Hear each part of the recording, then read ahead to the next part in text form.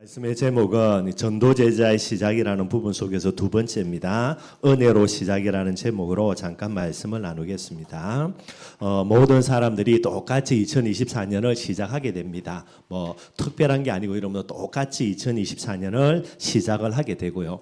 저와 여러분들도 똑같습니다. 그런데 저와 여러분들은 구별된 자, 다른 자인 전도제자이기 때문에 똑같은 2024년을 시작한 것처럼 보이지만은요, 우리 개개인들에게는 다른 부분들의 시작이라는 게 꼭 있어야 되는 거예요.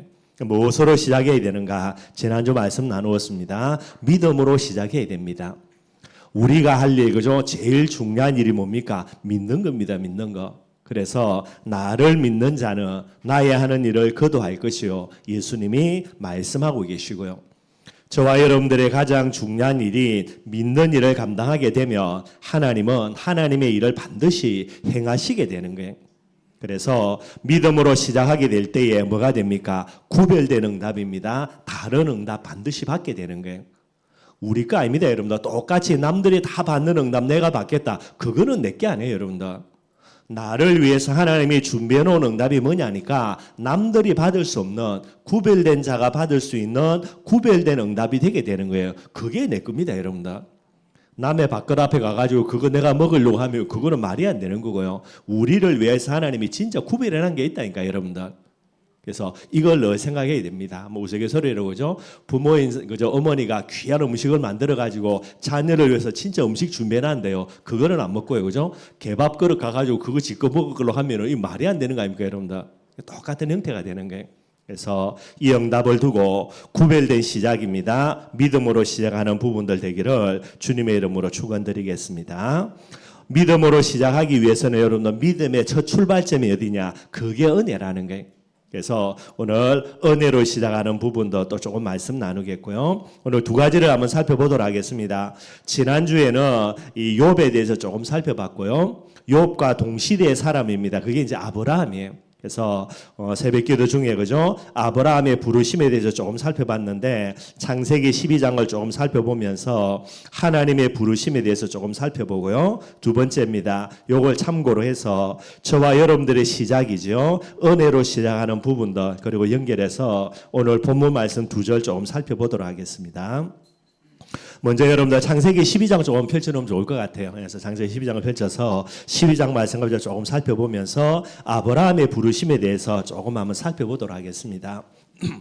창세기 12장은 아브라함의 이제 부르심에 받는 내용이고요. 그래서 아브라함의 일생을 보면서 제일 중요한 것은 이제 장 중에 하나가 12장입니다. 그리고 창세기 22장도 아브라함의 일생 중에서 가장 중요한 그런 말씀 중에 하나가 되고요. 22장은 자주 다루었으니까요. 그래서 오늘 12장을 조금 살펴보겠습니다. 1절입니다. 여호와께서 아브라함에게 이르시되 너는 너의 고향과 친척과 아버지의 집을 떠나서 내가 내게 보여줄 땅으로 가라라는 거예요. 반드시 저와 여러분들 생각해야 됩니다. 아브라함에게 이야기하면 네 고향, 친척, 아버지 집 떠나라는 거예요. 왜 그렇습니까? 지금 네가 있는 고향은 육신적인 고향이 될지는 몰라도요. 진정한 네 고향이 아니라는 거예요, 여러분들. 아브라함에게 진정한 고향이 뭡니까? 메시아 오실 땅입니다. 가나안 땅으로 가야 거기가 진정한 고향이 되는 거예요. 물론 육신으로 태어났기 때문에 이곳에 여러분들 많은 아브라함의 친척들이 있겠지요. 당연한 거 아니겠습니까? 그러나 분명히 하나님이 이야기합니다. 지금 네가 살고 있는 갈대우리에 있는 많은 친척들 네 진짜 친척 아니라는 거예요, 여러분들. 참된 친척은 어디에 있습니까? 가나안 땅에 가면은 거기서 이제 참된 친척들 있겠다라는 거고요. 또 이야기합니다. 아버지의 집을 떠나라는 거죠. 지금 있는 집이 참된 집이 아니라는 거예요. 반드시 저와 여러분들 생각해야 됩니다. 내 것이 아니기 때문에 진짜 내 것인 현장으로 가야 되는 거예요.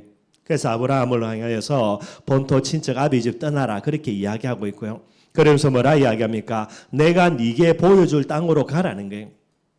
오늘 12장 1절 말씀해 보면은 어디로 가라가 아닙니다. 앞으로 내가 네게 보여주겠다라는 거예요. 그러니 뭐합니까? 무조건 보따리 싸고 떠나라는 겁니다. 어디로 가라는 말도 아니에요. 어디로 갈지는 내가 네게 보여줄 테니까 무조건 보따리 싸고 가라는 겁니다, 여러분들. 떠날 때에 하나님은 아브라함에게 보여줄 땅들을 계속해서 인도하시겠다. 그 말이 되게 되어 있고요. 이 내가 네게 보여줄 땅이 어떤 땅이냐? 언약의 땅이죠. 이 언약의 땅이 바로 참된 고향이자 참된 친척, 그리고 아브라함과 후손들이 영원히 머무를 수 있는 참된 집이라 그렇게 이야기합니다. 2절 말씀이죠. 네가 떠나가게 될 때에 2절입니다. 내가 너로 큰 민족 이루고 복을 주고 내 이름을 창대하게 하겠다. 그래서 너는 복이 될지라. 이게 여러분들 언약 속에서 주어지는 언약적인 축복 5가지 이야기할 때 우리가 주로 쓰는 거예요. 제일 첫 번째입니다. 불강력적인 그런 축복이라 이야기하죠. 이게 무슨 말이냐면 내가 너로 큰 민족을 이루겠다라는 거예요. 하나님이 아브라함으로 하여금 이런 축복을 받게 하겠다라는 거죠. 하나님이 아브라함에게 이 축복을 주니까 어느 누구도 막을 수가 없는 거예요. 그래서 불강력적인 축복이다 그렇게 이야기합니다. 그리고 그 다음에요. 큰 민족을 이루겠다라는 거죠. 이걸 가리켜서 시대적인 축복이라 그럽니다. 한 시대를 두고 큰 민족을 이루는 겁니다. 시대적인 축복이고요. 내 이름을 창대하게 하겠다. 그죠? 아브라함의 이름을 기념비적인 이름으로 만들어 주겠다라는 겁니다. 그래서 기념비적인 축복이라 그렇게 이야기하고요. 너는 복이 될지라. 옛날 성경에는 너는 복의 근원이 될지라 그 말이죠. 그래서 근원적인 축복이라 그렇게 이야기합니다. 그리고 3절이죠. 너를 축복하는 자 축복하고 너를 저주하는 자 내가 저주하겠다. 땅의 모든 족속이 너로 말미암아 복을 얻을 것이다 라고 이야기합니다. 이걸 가리켜서 여러분들 대표적인 축복이 되는 거예요. 시대를 대표하는 자로 하나님이 삼아주고요. 대표적인 축복을 주시겠다라는 게 우리가 하나님이 언약을 주시는데 단순한 언약이 아닙니다. 이 언약을 붙들게 될 때에 언약에서 주어지는 5가지 축복이죠. 불강력적이요, 시대적이요, 기념비적이요, 근원적이며 대표적인 축복을 주시겠다. 그렇게 약속하고 계시는 거예요. 3절입니다. 뭐라고 그랬습니까? 3절에 보면요. 그죠? 3절에 4절입니다. 4절에요. 이에 아브라함이 여호와의 말씀을 따라갔고 롯도 그와 함께 갔으며 그랬어요. 둘 다 똑같이 가나안 땅으로 가거든요. 그런데 중요한 걸 성경이 이야기합니다. 아브라함은 뭐 따라갔습니까? 말씀 따라간 거예요. 언약 따라간 겁니다. 그런데 롯은 뭐와 함께 한 거죠? 그와 함께 갔다. 사람 따라간 거예요. 똑같이 가나안 땅 가는데 아브라함은 언약 갖고 왔고요. 롯은요 사람 따라간 겁니다. 여러분들. 저와 여러분들의 신앙생활 사람 따라가면 절대로 안 됩니다. 우리는 뭐 따라가야 됩니까? 언약 따라가야 되는 거예요. 언약을 따라갔던 말씀을 쫓아갔던 아브라함의 나이가 75세입니다. 여러분 인생은 뭐예요? 그죠? 거의 다 살은 거 아닙니까? 그런데 언약 쫓아갔는데 나이가 75세인데 이게 진짜 시작이 되는 거예요. 여러분들 나이가 많다 적다 내가 능력이 있다 없다 아무 상관이 없습니다. 언약 안에는 불강력적인 축복이 임하기 때문에 나이랑은 전혀 상관이 없게 되게 되는 거예요. 그렇게 해서 아브라함이 가나안 땅을 향해 가는데 아브라함의 측면에서 보면 여러분들 누구를 데려가는 겁니까? 자기 조카 롯을 데려가는 거예요. 여기에는 전에 말씀드렸던 대로 많은 부분이 있습니다. 자기 아들 역할을 감당했고요. 또 조카 롯은 아버지가 일찍 죽었기 때문에 아브라함을 아버지처럼 따라한 거예요. 그래서 이제 어쩔 수 없어 가지고 조카 롯을 데려가고요. 조카 롯도 뭐 여러 가지 일들이 있겠지만 그래도 아버지 역할이니까 그래서 따라간 겁니다. 근데 여러분들 분명히 우리가 알고 있는 대로요. 내 친척으로 알고 뭐 어차피 조카였으니까 그래서 아브라함이 롯을 데려가는데 여러분들 이 가나안 땅에 가니까 롯이 어떻게 됩니까? 진짜 친척 아니라는 거 드러나죠. 여러분들. 나중에 선택하게 될 때에 결국은 아브라함을 떠나서요. 뭐를 선택합니까? 지가 좋아하는 거, 지 이익을 위해서 선택하게 되고요. 결국은 떠나게 되는 거예요. 하나님이 친척집 떠나라 그랬습니다. 지금 네 있는 친척은 친척 아니라는 거예요. 그래서 아브라함이 가나안 땅을 가는데 그놈의 정입니다. 정 때문에 조카 롯을 데려가는데요. 이 조카 롯이 나중에 배신 때리고 결국은 떠나가게 되는 거예요. 6절에서 7절입니다. 그래서 아브라함이 어디로 갑니까? 가나안 땅으로 가게 되는 거지요. 그래서 6절에 보니까 아브라함이 그 땅을 지나 세겜 땅 모래 상수리 나무에 이르러 그때에 가나안 사람들이 그 땅에 거주하였다고 그랬죠. 그래서 아브라함이 이제 가나안 땅으로 들어가지게 되게 되는 거예요. 이곳에서 아브라함에게 하나님이 나타나셔서 뭐라 그러냐? 이 땅을 네 자손들에게 주겠다. 그렇게 이제 약속하고 계십니다. 그게 이제 7절 말씀이 되게 되어 있고요. 그래서 이곳에서 아브라함이 하나님 앞에 제단을 쌓습니다. 여러분들. 뭐 그냥 단순히 제단을 쌓는다 아니고요. 이 제단은 언약의 제단이요, 믿음의 제단이요, 감사의 제단이 되게 되는 거예요. 우리가 드리는 예배와 똑같습니다. 오늘 저와 여러분들이 드리는 예배는 언약의 예배가 되어야 되고요. 믿음의 예배가 되어야 되고 감사의 예배가 되어야 되는 거예요. 그게 예배의 본질입니다, 여러분들. 이게 없이 이 자리에 앉아 있는다. 그거는 무당 찾아가지고 굿하는 거나 절에 가서 비는 거나 똑같은 형태가 되는 거예요. 항상 저와 여러분들의 예배는 언약 가지고 믿음으로 감사로 드리는 그런 귀한 예배가 되기를 바랍니다. 이 비밀을 가지고 아브라함이 제단을 쌓게 되게 되는 거예요. 그런데 8절 말씀입니다. 뭐라 그랬습니까? 거기에서요, 세겜에서 제단을 쌓았습니다. 이 세겜에서 베델 동쪽 산으로 옮기고요. 그 다음에 거기서 장막을 치니 서쪽은 베델이요, 동쪽은 아이라는 게 세겜에서 머물렀다 그랬고요. 거주했다 그랬고요. 그 다음에 8절에는 장막을 쳤다라는 겁니다. 장막을 친다는 건 완전 이곳에서 이제 정착하고 뿌리 내려 살겠다는 말이 되게 돼 있죠. 그게 여러분들 베델이라는 곳에서 아브라함이 이제 뿌리를 내리겠다 생각한 거예요. 그래서 그곳에서 제단을 쌓고 여호와 이름을 불렀다 그렇게 이야기하고 있습니다. 그런데 9절 말씀에 뭐라 그랬냐? 점점 남방으로 옮겨갔다라는 거예요. 그냥 단순히 베델에 머무른 게 아니고 베델에서 장막을 쳤다는 말은 이곳에서 내가 뿌리 내려 살겠다라는 거거든요. 그래서 아마 꽤 좀 살았을 거고요. 그런데 아브라함이 그곳에서 이제 옮겨가지고 점점 남방으로 옮겨갔다라는 겁니다. 남방에 쭉 가다 보면 뭐가 나오냐? 애굽이 나와요, 여러분들. 아브라함이 아예 목적지를 어디로 둔 겁니까? 애굽을 두고요. 계속해서 내려가요. 뭐는 계속 지속하고 있습니까? 제단 쌓는 거 계속 지속합니다, 여러분들.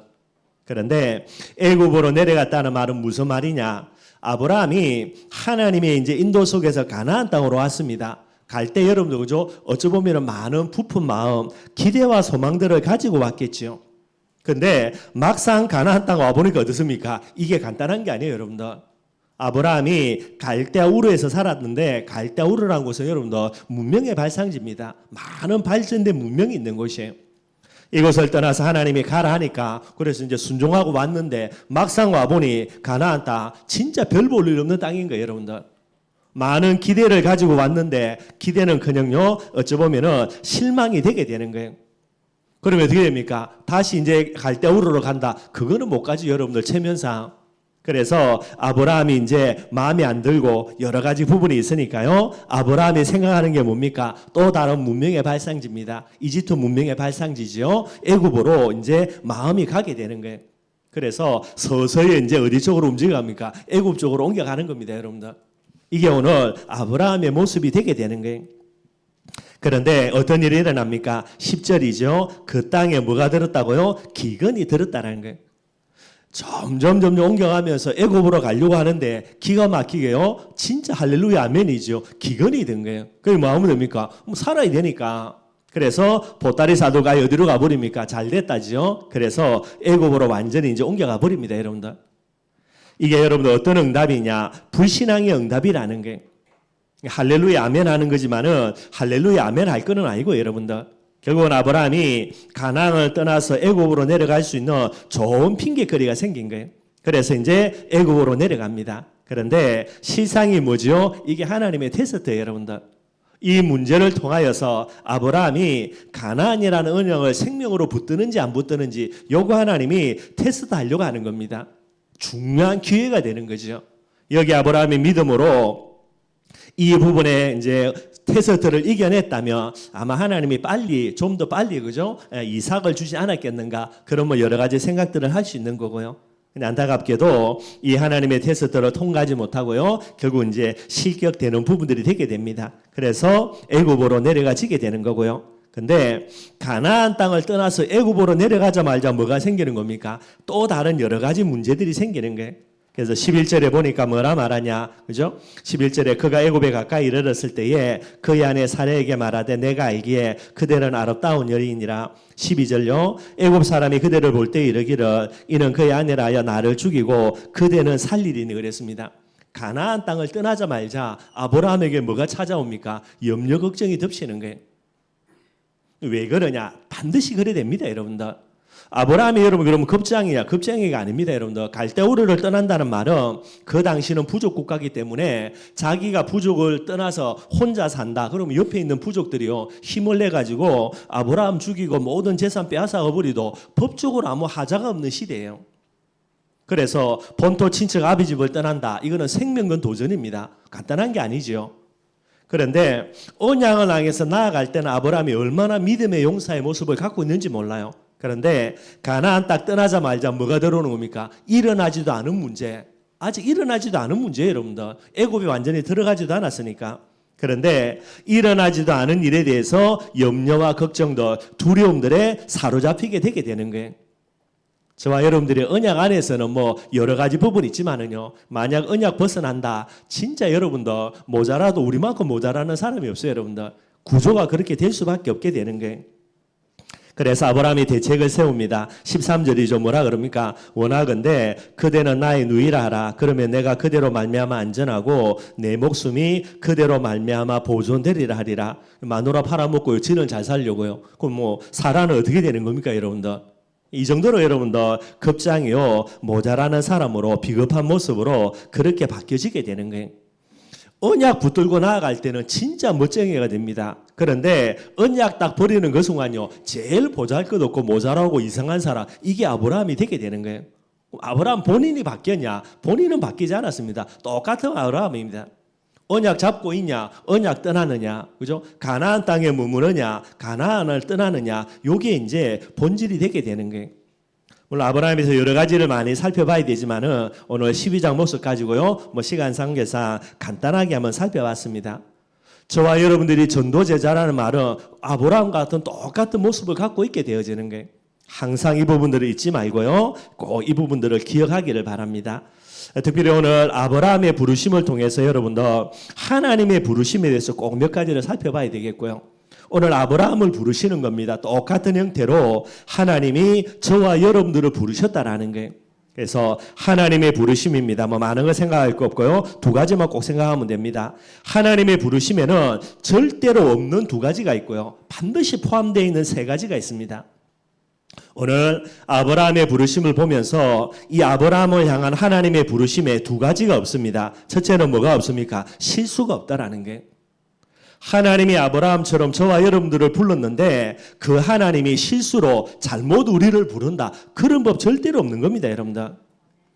가나안을 떠나고 아내를 팔아먹는 진짜 모자라고 부족한 아브라함인데요. 그러면 하나님이 실수한 겁니까? 천만에요. 하나님 실수 안 합니다, 여러분들. 축구 선수들이 그죠? 뭐 페널티킥 얻는 경우가 있지 않습니까? 거의 대부분 다 성공하는데 그걸 헛받치려가지고 못 넣는다. 욕 대배기로 얻어먹거든요, 여러분들. 하나님이 그런 식으로 실수하냐? 절대로 안 한다니까요. 오늘 부족하고 연약해 보여도 시간 지나서 아브라함은 진짜 여러분들 복의 근원이 됩니다. 실수 안 한다니까요. 저와 여러분들 어떻게 하다 보니까 우연이요? 아닙니다. 실수 안 합니다. 하나님은. 우리를 부르신 하나님은요 절대로 실수하지 않고요 정확하게 부르신 부분들이 되는 거예요. 뿐만 아닙니다. 하나님이 부르시면 뭐가 없습니까? 후회가 없습니다, 여러분들. 비록 아브라함의 모습이 부족해도 하나님은 뭐가 없다? 아브라함의 부르심을 두고 절대로 후회 안 해요, 여러분들. 뭐 부모인 저와 여러분들, 그죠? 뭐 자녀를 우리 마음대로 낳습니까? 어떨 때는요, 저런 몇 자식 저 괜히 낳다, 그죠? 한 번씩 속으로 그죠? 그렇게 웃으면서 그죠? 생각할 때가 있고요. 하나님 절대로 그런 법 없습니다. 저와 여러분들 불러놓고 야 저놈 저 내가 괜히 불렀다 저거 뭐 때문에 저놈 때문에 예수 그리스도를 희생제물로 대가로 지불하고 저걸 내가 불렀을까? 하나님이 후회한다고요? 그런 법은 죽었다 깨어나도 없어요, 여러분들. 항상 기억하고요. 어떻게 하다 보니까 실수로 하나님이 부르심 받은 거, 그리고 부름 받아놓고 하나님이 나를 생각할 때 후회한다, 그런 경우는 절대로 없다니까요. 실수가 아닙니다. 필연으로 불렀고요. 후회가 아닙니다. 오늘도 하나님은 저와 여러분들로 두고 기대와 소망 가지고 우리를 이끌어가고 계시는 거예요. 나에 대한 부분들이 돼야 됩니다. 내 자신이 하나님께 부름받았으니까 우리의 자녀들을 두고도요 하나님의 부르심 속에서 이건 늘 생각할 줄 알아야 되는 거예요. 뿐만 아닙니다. 하나님의 부르심에는 반드시 있는 세 가지가 있습니다. 첫 번째 뭐가 있냐? 부르심의 이유입니다. 목적이 있어요, 여러분들. 하나님이 나를 불렀습니다. 내 볼 때는 나를요 진짜 우리가 모자라고 부족한 거 알고 있으니까 나를 왜 부르실까 생각할지 몰라도요 하나님은 부르심의 이유가 반드시 있다니까요. 오늘 아브라함의 부족한 모습들 잠깐 살펴봤습니다. 이런 아브라함을 하나님이 왜 불렀을까? 이유가 있다니까요. 그 이유가 뭡니까? 그게 가나안이에요. 그 가나안은 뭐지요? 복의 근원이라는 축복이고요. 결국은 메시아의 언약입니다. 이것 때문에 불른 거예요. 그래서 아무리 모자란 인간이라도 아브라함이 가나안에 있으면 뭐가 됩니까? 제일 멋진 사람 됩니다. 반대로요. 아무리 멋지고 훌륭하다 그래도 가나안 떠난다. 아브라함은 제일 보잘것이 없는 그런 인간이 될 수밖에 없게 되는 거예요. 하나님의 부르신 목적이 가나안이어서 그러는 거예요. 저와 여러분들도 반드시 하나님의 부르신 목적이 있습니다. 여러분들. 그게 뭡니까? 그게 그리스도 딱 하나입니다. 그래서 이것만 붙들고 있으면 되는 거예요. 모자라도 괜찮습니다. 그리스도 붙들고 나아가면요. 제일 멋진 사람으로 만들어 나가는 거예요. 근데 우리의 제잘난 맛에 산다 그래가지고요. 내가 이런 거 멋진 거 있는지 이야기하지요. 그리스도 놓치고 가면요. 제일 모자란 인간으로요. 딱 바뀌어지게 되게 되는 거예요. 저와 여러분들이 어디에 있든 무엇을 하든 하나님의 부르신 이유입니다. 목적만 딱 붙들고 있으면 돼요. 여러분들. 뭐 다른 게 아니니까. 그리고 하나님의 부르심에는 뭐가 있습니까? 정확한 때가 있습니다. 여러분들. 정확한 때. 어제 하나님이 부르면 더 좋았을지 모르겠고요. 내일 부르면 더 좋았을지도 모르겠고요. 전부 다 우리 착각입니다. 하나님은 하나님의 정확한 때에 아브라함을 부르시는 거예요. 우리의 자녀들을요, 하나님이 하루라도 더 빨리 불러주면요, 복음 속으로. 그럼 할렐루야, 아멘이겠죠. 뭐, 그게 우리 욕심 다 깔려있지 않습니까? 그죠? 복음 붙들고, 하나님 앞에서, 그 다음에 내한테 잘해주기를 원하는 거 내 사고 안 치고, 전부 다 우리 욕심이지. 우리의 자녀들을 정확하게 부르시는 하나님의 때가 있습니다, 여러분들. 그 때가 아니면 안 되는 거고요. 자, 왜 하나님이 오늘 창세기 12장에 아브라함을 부르시는 거죠? 여러분들, 오늘 아브라함을 불렀습니다. 요 때에. 그 다음에 아브라함의 아들 이삭이죠. 이삭의 아들 야곱입니다. 야곱의 아들을 놓쳐. 그게 그 중에 이제 요셉이에요. 요셉이 어디로 내려갑니까? 애굽으로 내려가요. 그래서 온 이스라엘이 이제 그때는 가문이니까 이 가문들이 한 70명 조금 넘습니다. 얘들이 어디로 내려갑니까? 애굽으로 내려가서 400년이 지나가지고요. 어마어마한 민족을 이루는 거예요. 민족을 이루어야 가나안 땅을 돌아서 가나안을 정복하지. 오늘 나중에 아브라함이 지금 이제 가나안 땅 들어갔잖아요. 들어가 본들 이방인인데 뭐 지 혼자밖에 없는데 가나안 땅 어떻게 정복합니까, 여러분들?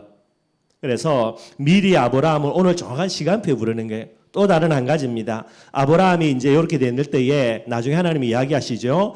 이 아모리 족속입니다. 아모리 족속은 가나안의 7족속 중에 한 족속이고요. 이들의 죄악이 관영하지 않아가지고 하나님이 400년을 기다리겠다. 그렇게도 성경에 나와 있어요. 그러니 400년이 지나서 아모리 족속의 죄악, 이 가나안 족속들의 죄악이 관영할 때에 또 다르게 이야기하면요. 이스라엘 민족들이 어마어마한 그런 민족을 이루는 그런 축복 속에서 그 시간표를 두고 오늘 지금 하나님이 아브라함을 부르시게 되는 겁니다. 우리가 볼 때는요, 뭐 혼자 불러가 뭐 하겠냐고. 아닙니다, 여러분들. 이런 여러 가지를 두고라는 거예요.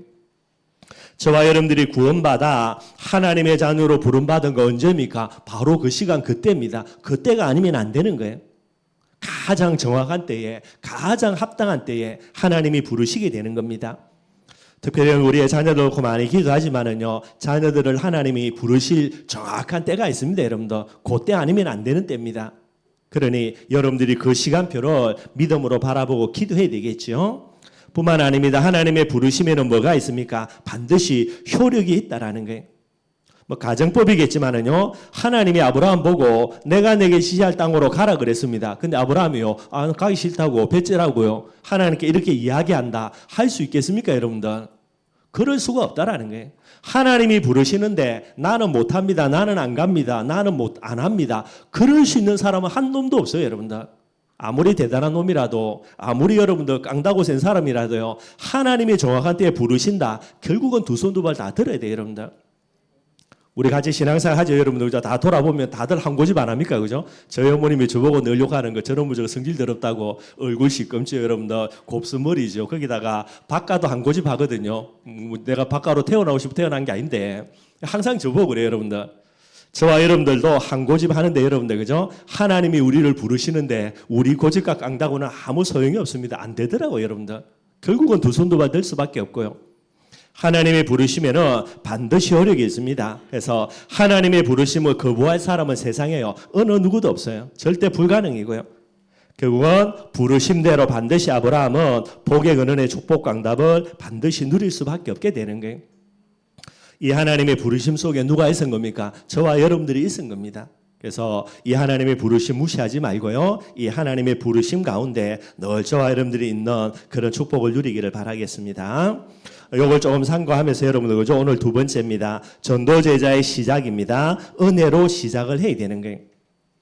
다른 시작, 구별된 시작 반드시 해야 되죠. 그 제일 중요한 비밀이 믿음으로 시작하는 겁니다. 믿음 갖고 있으니까 소망으로 시작하는 거예요. 그런데 70억 인구들입니다. 모든 사람은 똑같은 시작합니다. 불신앙 갖고 시작하는 거예요. 그러니 뭐가 생기는 겁니까? 염려와 두려움들, 이걸 해결을 못하는 겁니다.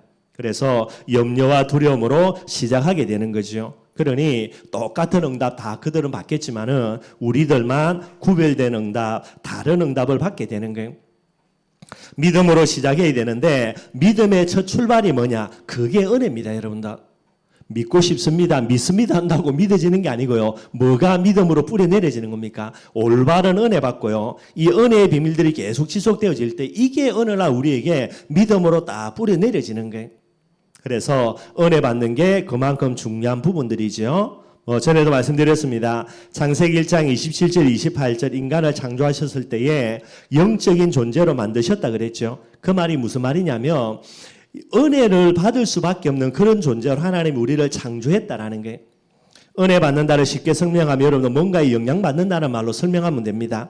인간은 무엇인가는 반드시 영향을 받을 수밖에 없는, 뭔가에 은혜 받을 수밖에 없는 존재가 되는 거예요. 그 어떤 환경에서도 은혜 안 받고 영향 안 받고 그냥 자기 길 걸어갈 수 있는 분이 있다 없다? 사람은 하나도 없고요. 그분이 누구밖에 없습니까? 하나님 한 분밖에 없어요, 여러분들. 하나님 그분만이 그 어떤 환경에 집어넣어도 영향 안 받습니다. 그런데 인간은 여러분들 반드시 환경에 영향받고요. 심지어 별것도 아닌 말 한마디에 영향받아가지고 중리산이 하고요. 그게 인간인 거예요. 어쩔 수 없는 거지요. 그래서 은혜적인 존재라는 거 꼭 저와 여러분들이 기억해야 되고요. 은혜의 위력입니다. 진짜 은혜 받는 거는 어디에 뿌려내립니까? 영원 깊은 곳에 딱 뿌려내리거든요. 이게 이제 믿음으로 뿌려내려진다는 말이 되는 거예요. 그러면은 은혜 받는 것은 반드시 우리의 삶을, 행동을 결정하는 중요한 부분들이 되게 되는 거예요. 예를 들어서 늘 설명하는 겁니다. 하와가 뭐에 은혜 받았습니까? 은혜 받으면 안 되는 거거든요. 선악과입니다. 선악과 보니 보암직하고 먹음직하고요. 탐스럽기도 하고요. 은혜 계속 받았다는 게, 얼마나 은혜 받았냐? 이게 영혼 속에 믿음으로 딱 뿌려내린 거예요. 그러니 오늘날 뭐가 가 있습니까? 눈이 가 있으니까 결국은 손이 갑니다, 여러분들. 그래서 하나님이 니 따먹으면 죽는다 그랬거든요. 근데 뭐라고 합리화시킵니까? 죽을까 하노라는 마귀의 말 가지고요. 다 합리화시켜가지고 선악과 따먹습니다. 따먹고 지 혼자만 주는 게 아니라, 죽는 게 아니라 옆에 있는 아담에게도 줘가지고요. 같이 그냥 가도록 만들고요. 결국은 은혜 받는다. 모든 부분들이 거기에 따라서 결정될 수밖에 없는 행동과 삶이 이루어지게 되는 거예요. 롯도 똑같습니다, 여러분들. 소돔과 고모라 두고 늘 은혜 받았죠. 말씀 따라간 게 아니고, 말씀 따라간 아브라함도 여러분들 이 가나안 땅이 이게 마음에 안 들고요. 낙심이 될 정도인데, 그러니 아브라함 따라갔던 롯은 두말할 필요가 없겠죠, 여러분들. 그런데 돌아보니까 옆에 뭐가 있습니까? 소돔과 고모라입니다. 얼마나 은혜가 됐든지 여호와의 동산이라 그렇게 보일 정도로요. 그러니 결국 어떻게 됩니까? 진짜 은혜 받으니까 결국은 갑니다, 여러분들. 어떤 결론을 통해서든지 간에 결국은 가게 되는 거예요. 근데 마침 기회 왔죠, 여러분들. 아브라함이 니하고 내하고 이제 헤어져야 된다. 원체 이제 뭐 양들 이렇게 많아졌으니까요. 다툼이 일어나니까 그럽니다. 결국은 롯이 소돔과 고모라를 선택하고 갈 수밖에 없는 부분들이고요. 오늘 저와 여러분들이 무엇에 은혜 받는지는 모르지만은 내가 은혜 받는 것은 반드시 그것을 우리의 삶을 움직일 수밖에 없는 중요한 근원적인 힘이 되게 되는 거예요. 그래서 다른 거 은혜 받으면 안 되고 뭐에 은혜 받아야 됩니까? 복음에 계속해서 은혜 받으라는 말이에요. 복음에 계속 은혜 받다 보면 어느 날 복음이 내 영혼 속에 뿌리 내립니다. 믿음으로 뿌리 내려져요. 그러면 믿음의 결과로 반드시 하나님의 축복 응답이 오게 되는 거예요. 시간이 조금 어렵지만 전에도 말씀드렸으니까 간단하게 이야기했습니다. 세 종류의 은혜가 있다 그렇게 이야기했죠. 불신자가 받는 은혜가 있습니다, 여러분들. 불신자는 어디에 은혜 받습니까? 세상적인 은혜, 육신적인 은혜, 쾌락적인 은혜, 여기에 계속해서 은혜 받아요, 여러분들. 불신자들에게 예수 그리스도 복음만 이야기해줘도 그거는 은혜가 안 됩니다. 가치가 없는 거고요. 예를 들면 애쓰지요 여러분들. 팥죽 한 그릇에 뭐 하는 겁니까? 은혜 받아가지고요 결국은 장자의 명분을 팔아먹는 거예요. 나중에 여러분들 그죠? 이를 갈면서 후회해도 아무 소용이 없습니다. 여러분들. 이게 불신자들이 받는 은혜가 되고요. 무리가 받는 은혜가 있다 그럽니다. 착하게 사는 거 윤리적인 은혜죠. 열심히 사는 거 종교적인 은혜고요. 바르게 사는 거 율법적인 은혜고요. 능력 있게 신비적인 은혜입니다. 여러분들. 또 뭐 성경을 많이 보고 성경을 많이 알아라. 이것도 지식적인 은혜고요. 이게 여러분들 무리들이 받는 은혜예요. 교회 안에서 많은 성도들이 받는 은혜 이겁니다. 여러분들. 근데 착하게 바르게 열심히 살아라. 이거는 교회에서 뜯을 게 아니고 어디 가서요? 도덕 시간에 그죠? 도덕 선생님한테 은혜 받아야 될 내용이에요. 그걸 교회에 와가지고 주일날 예배 드리면서 여기에 은혜 받는다 할렐루야 아멘이다. 그게 모자라는 사람입니다. 여러분들. 반대로 여러분들, 저와 여러분들은 전도 제자이기 때문에 제자가 받을 은혜가 있습니다. 뭐의 은혜 받아야 됩니까? 복음의 은혜 받아야 되는 거예요. 그래서 그리스도의 은혜 받아야 되고요. 임마누엘의 은혜 받아야 되고 세계복음화의 은혜 받아야 됩니다. 이게 뭐냐? 하나님이 우리에게 주시는 참된 은혜예요. 뭐 율법적인 은혜 받는 건 나쁘지 않습니다. 뭐 그죠? 바르게 사는 게 얼마나 중요합니까, 여러분들? 그런데 바르게 살아라고 말하는 여기에 은혜 받는다. 이거는 하나님이 주는 은혜가 아니라니까요. 하나님이 우리에게 주시는 은혜는 그리스도 임마누엘 세계복음화입니다. 한마디로 복음이라는 부분들이 되게 되는 거예요.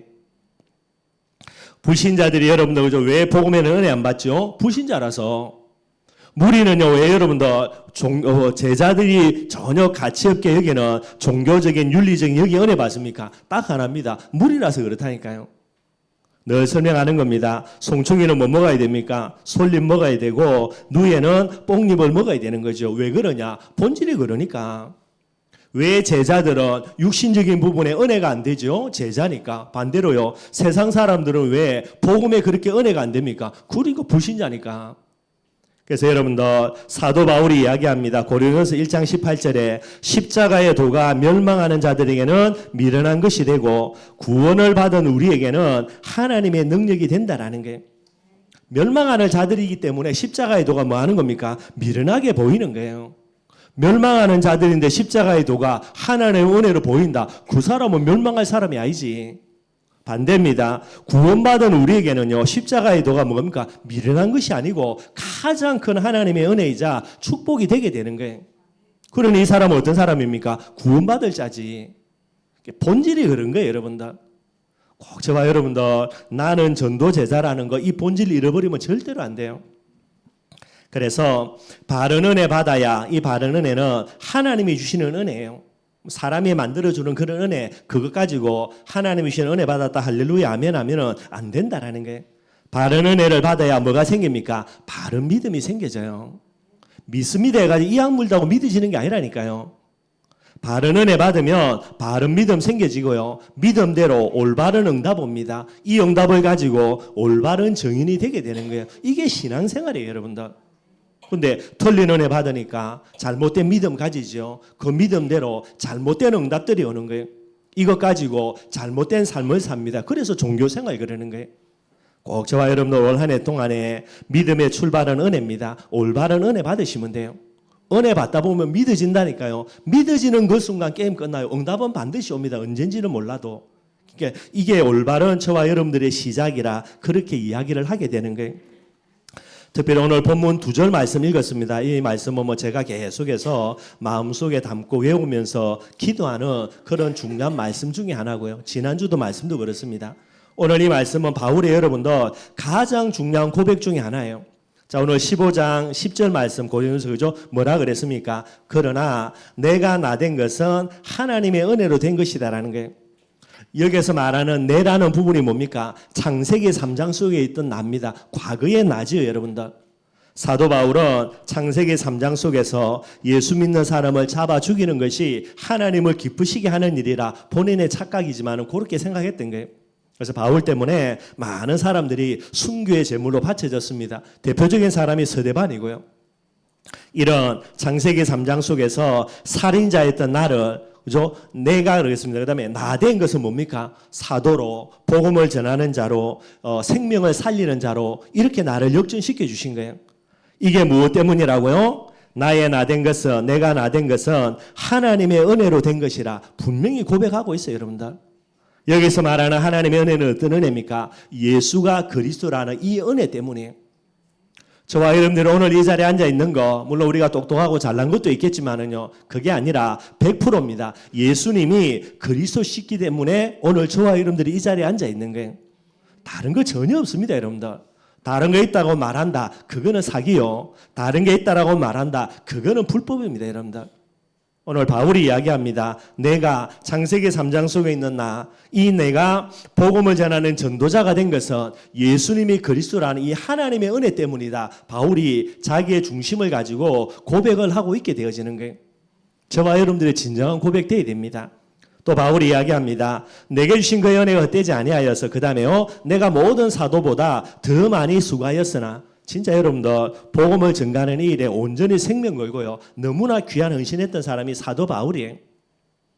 여기에 대해서 바울이 뭐라고 이야기합니까? 내가 한 것이 아니요. 내가 했다라고 말하면 거짓말이라니까요. 그게 제일 큰 사기요. 그래서 내가 한 것이 아니요. 뭐라고요? 오직 나와 함께 하신 하나님의 은혜로라 그랬어요. 여기서 말하는 하나님의 은혜는 뭡니까? 앞에 나와 함께 있다 그랬죠. 임마누엘의 은혜예요. 오늘 저와 여러분들이 어디에 있든 무엇을 하든 반드시 고백해야 될 거, 예수가 그리스도라는 이 은혜 때문에 하나님이 성령으로 나와 함께 하신 임마누엘의 은혜 때문에 오늘 내가 이 자리에 있는 거예요. 이게 저와 여러분들의 진정한 고백이 되어야 됩니다. 다른 거 고백한다, 그건 불법이라니까요. 그건 거짓말이고 그건 진짜 사기치는 거예요, 여러분들. 오늘 바울의 중요한 고백 중에 하나입니다. 이 고백들이 저와 여러분들의 영원한 고백이 되어야 되는 거예요. 그래서 전에도 말씀드렸죠. 이 본문 가지고요. 바울은 어떤 사람입니까? 은혜의 사람이라. 은혜의 사람은요. 받은 은혜 절대로 까먹지 않습니다. 여러분들. 까마귀 고기 먹어가지고요. 다른 거는 다 잊어먹어도 뭐는 잊어먹지 않습니까? 하나님이 내게 허락하신 은혜는 절대로 안 까먹어요. 그리스도의 은혜, 임마누엘의 은혜 절대로 잊어먹지 않습니다. 여러분들. 제 평생의 기도 제목 중에 하나입니다. 하나님이 제게 베푸시는 은혜 분명히 있거든요. 그러니 오늘 제가 이 자리에 있는 거죠. 이 은혜 절대로 잊어먹지 않고요. 늘 내 마음속에 기억하는 부분들이 되어야 되고요. 두 번째입니다. 뭐라 그랬죠? 받은 은혜에 대해서 뭐 하는 겁니까? 감사하는 사람이 되어야 돼요. 이 제일 중요한 축복이라니까요. 응답 중에 제일 중요한 응답이 뭡니까? 그게 그리스도, 그 다음에 임마누엘이거든요. 여기에 대해서 감사 안 한다. 그거는 말이 안 되는 거예요, 여러분들. 저와 여러분들의 영원한 감사의 제목은 예수 그리스도입니다. 임마누엘이고요. 여기에 늘 감사되어져야만 되는 거예요. 그 정도가 아니죠. 은혜의 사람은 어떤 사람입니까? 은혜에 대해서 소원을 갖고 있는 사람이에요. 응답의 소원이 아닙니다, 여러분들. 잘 먹고 잘 사는 소원이 아니라니까요. 딱 하나입니다. 은혜 받는 부분들이 소원돼야 돼요, 여러분들. 은혜를 아니까, 그 은혜에 감사하니까 뭐가 소원되겠어요? 아, 은혜 받아야 되겠구나. 이게 마음의 소원으로 생겨지는 거예요. 그 정도가 아니죠. 오늘 바울처럼입니다. 은혜만 증거하는 사람이에요. 얼마나 여러분들 바울이 복음에서 많이 헌신했습니까? 할 말 많거든요. 근데 바울이 뭐 합니까? 아무 말 안 합니다. 오직 뭐만 말합니까? 하나님의 은혜만 이야기하는 거예요. 이게 저와 여러분들 전도 제자의 가장 중요한 부분들이 되어야 되고요. 그리고 이렇게 여러분들 은혜를 알고 은혜에 감사하고요. 은혜의 소원 가지고 은혜만 증가하고 있으니까요. 오늘 고린도서 4장 5절입니다. 바울의 또 중요한 고백 중에 하나예요. 바울이 뭐라고 고백합니까? 4장 5절에 우리는 우리를 전파하는 것이 아니라는 거예요. 우리는 뭡니까? 바울의 경험, 바울의 지식, 바울이 갖고 있던 많은 사상들 이거 전파하는 게 아니라는 거예요. 왜 그렇습니까? 그것 갖고 바울이 달려가다가 여러분들 살인자 돼가지고요. 얼마나 비참하게 살았는지 모르고요. 그 바울을 하나님이 꺾어서 복음 전하는 사람으로 만들었습니다. 그러니 바울이 옛날에 갖고 있는 사상, 율법주의죠. 이가 갈리는 거예요.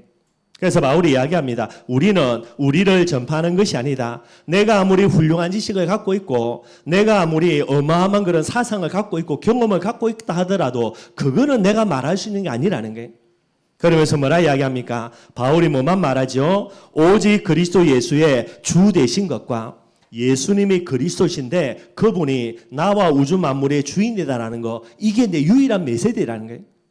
바울이 일만 열면 뭐 이야기합니까? 이것밖에 이야기 안 합니다, 여러분들. 왜 그렇습니까? 이 예수 그리스도의 은혜로 내가 구원받아서 사도가 돼 있는 거예요. 그러니 바울이 여러분들 그죠? 다른 걸 이야기한다. 그게 최고의 사기지. 최고의 거짓말이죠. 만약에 내 행위 가지고 내가 하나님 앞에 서서 구원받은 게 있다면 복음 플러스 알파 이야기하면서 내 행위 이야기하면 되지. 근데 그게 아닌데 여러분들. 전적인 하나님의 은혜로 구원받았는데 다른 걸 이야기한다. 할 수가 없지 여러분들. 말을 못하는 거죠 여러분들. 그래서 바울이 이야기합니다. 우리는 우리를 전파하지 않는다. 뭐만 전파하는 겁니까? 오직 그리스도 예수의 주 되신 것이다. 바울의 유일한 메시지예요 여러분들. 모자라가지고 그리스도 이야기하는 게 아닙니다 여러분들. 너무나 훌륭한 지식을 많이 갖고 있는데 그 어마어마한 지식으로도 안 되었기 때문에 그래서 말할 게 뭐밖에 없습니까? 이것밖에 없게 되는 거예요. 뭐 저하고는 좀 다르지 여러분들. 저는 뭐 무식하기 때문에 몰라가지고 말을 못하는데 다 통달하고 난 다음에 결국은 이거밖에 없구나. 이게 이제 바울이 되게 되는 거예요. 한 가지 더 이야기하는 겁니다. 뭐라고 이야기합니까? 또 예수를 위하여 우리가 너희의 종된 것을 전파한다라는 거예요. 무슨 말이죠? 복음을 위해서 내가 너희를 섬긴다라는 겁니다. 요거 딱 이야기하는 거예요. 내가 너희를 섬겨주는 거는 모자라서 부족해서 연약해서 그래서 너희를 섬기는 게 아니고 무엇 때문에 섬기는 겁니까? 복음을 위해서 너희를 섬기는 겁니다. 너희의 종된 거라는 거예요. 저와 여러분들의 모습 돼야 됩니다, 여러분들. 오늘 바울의 그죠?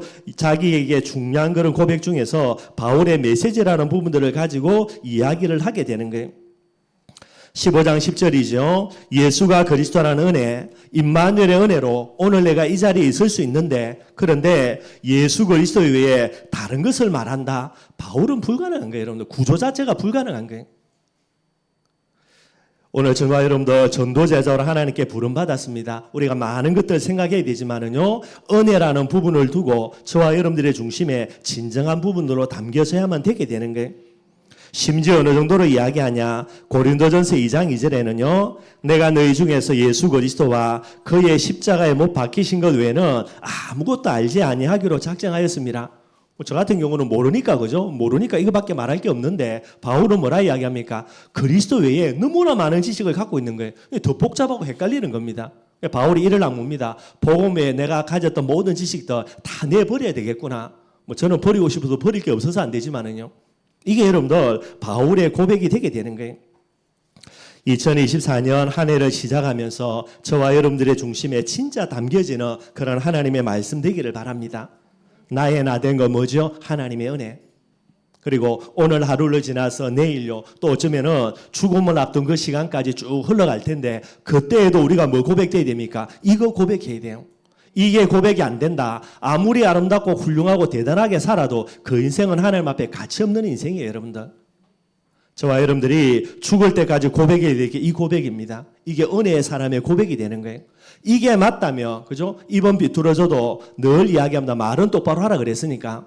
우리가 아무리 모자라고 부족하도 내 메시지는 뭐가 돼야 됩니까? 오직 그리스도 예수의 주 되신 거, 이게 우리의 메시지 돼야 돼요. 우리는 모자라서 그렇다 하더라도 다 알고 있는 바울입니다. 정말로요. 얼마나 대단하냐. 그 당시 있는 많은 사람들이 바울 보고 니 미쳤다. 왜 미쳤냐. 니 너무 공부만 해가지고 미쳤다. 그 정도로 여러분들. 그런데 바울이 이야기합니다. 나는 다른 거 말할 거 없고 내 말할 거는 하나밖에 없다. 오직이다. 예수 그리스도. 저와 여러분들의 가장 중요한 마음의 결단 되기를 바라겠고요. 올해도 여전히 은혜 받기를 바랍니다. 그리고 그 받은 은혜를요, 오직의 비밀 가지고 늘 언제나 복음 증가하는 그런 저와 여러분들이 되기를 주님의 이름으로 축원드리겠습니다.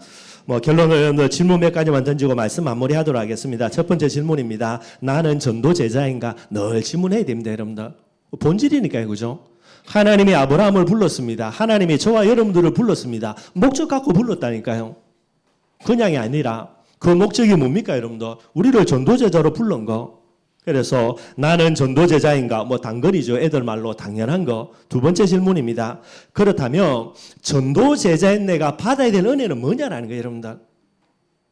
세상 사람들이 많은 부분에 은혜 받습니다. 그죠? 기쁜 거 많이 있다니까요. 전도제자인 내가 진짜 은혜 받아야 될 게 뭡니까, 여러분들? 그거 생각해야 되는 거예요. 그래서 이 악물고 다른 것이 아무리 좋아도 여러분들, 그죠? 죄송하지만은 안 좋은 척이라도 해야 되지. 물론 좋은 거는 좋은 거니까. 입은 비뚤어져도 말은 바로 하라는 게요. 우리가 받을 은혜가 뭡니까, 여러분들? 그게 그리스도밖에 없어요, 여러분들. 물론 우리가 육신의 몸을 입고 세상에 살기 때문에 좋은 건 많이 있습니다, 여러분들. 그러나 그거는 안 좋은 척 해야 되는 거고요. 우리 전도제자니까. 저와 여러분들이 일평생에 은혜 받을 유일한 내용은 뭐밖에 없습니까? 예수 그리스도밖에 없다니까요. 다른 사람은 진짜 제가 모르겠습니다. 제 과거의 모습을 돌아보면 예수가 그리스도 아니면은 저는 진짜 여러분 이 자리에 있을 수가 없고요. 그래서 제가 아무리 어렵고 힘들고 다른 부분 좋은 거 있어도 저는 뭐밖에 말할 수밖에 없냐? 그리스도밖에는 말할 수밖에 없어요, 여러분들. 제가 다른 걸 이야기한다. 저는 제 인생에 진짜 제 인생을 걸고 사기치는 거니까 말이 안 되는 거니까요. 다른 사람이 어떻다 저떻다 그건 제가 말할 거 없고요. 저와 여러분들도 똑같습니다, 여러분들. 세 번째 질문입니다. 그렇다면 나는 지금 무엇에 은혜 받고 있냐? 조금 점검해 봐야 돼요, 여러분들. 물론 우리가 육신의 모습을 갖고 있기 때문에 뭐 재밌는 거 좋은 거 몇 가지 있습니다, 여러분들. 그러나 그거 다 내려놓으란 말이 아니고 그럼 우리 이제 빨리 죽고 천국 가야 되니까. 그런데 우리의 마음속에 뭐가 은혜 돼야 됩니까? 복음이 은혜가 돼야 돼요. 예수가 그리스도라는 복음이 내게 여전히 기쁨이 돼야 된다니까요.